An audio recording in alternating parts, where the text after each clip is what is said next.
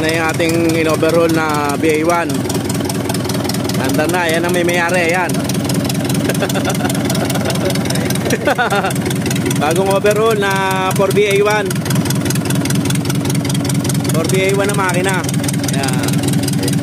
Oo. 4BA1. Yan. Ito, nakapaandar na.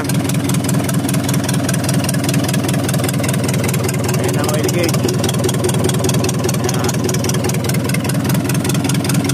Yan. Dalawang araw na paandaran to. At bago ang liner, bago lahat. Yan. Ha? Oo.